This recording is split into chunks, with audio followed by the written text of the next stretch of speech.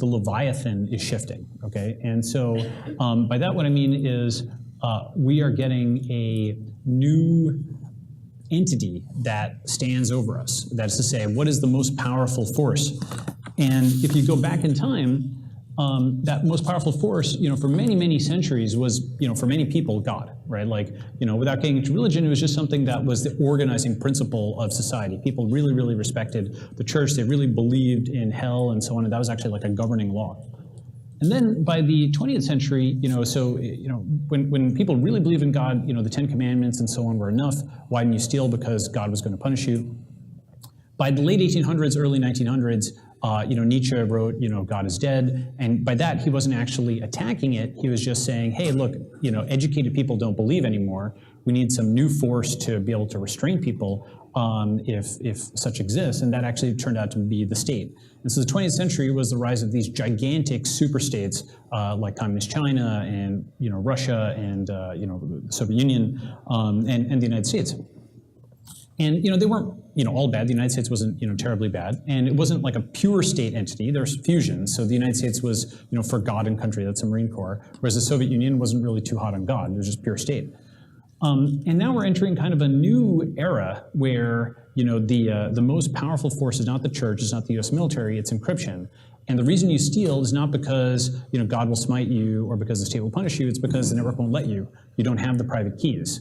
It's literally impermissible mathematically. And that's a complete, gigantic shift in what that Leviathan is, what the most powerful actor is. The previous 7 or 8 slides gave you some ideas of how that plays out in practice. Whether you're talking about the jury of peers or capital controls or what have you, things that people previously looked to the state to accomplish, they now need to actually have mastery over the network to accomplish those same things.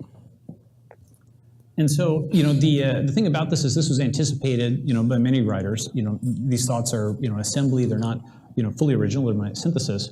But for example, here Assange wrote, that, basically strong cryptography can resist an unlimited application of violence. And, no amount of violence can solve a math problem. And that's really very different. That's not something that the 20th century really had to think about. And that's not something that the police or the military had to think about. Eminent domain hasn't had to think about that. Many different things, the assumption is, okay, I'm going to enforce a law eventually by having a guy with a gun, but that may no longer be possible. And so, the idea here is that, so first, encryption protects property rights. This won't be novel to most of you. You understand this from Bitcoin, of course, but it extends beyond Bitcoin and it extends beyond smart contracts to basically any form of object that you can even conceptualize, digitally, whether it's a car, whether it's a house, if you've got a smart lock on the house, all these kinds of things are eventually all going to become digital. And so the sum total of your property rights, you'll probably be able to hold locally on your phone. And you'll be able to walk around the world and just hit buttons and open things. And if you lose those private keys, you lose this, then you lose access. Encryption also, and this is a little bit less obvious, it protects freedom of association. So you can just go in, a series, you go from just two-way communication between two people to K-way organization, then K-way software development, hardware development, K-way development of 3D printed items and so on. And then you can actually go and take a few people or a lot of people collaborating in an encrypted fashion in the cloud and have them actually materialize things offline.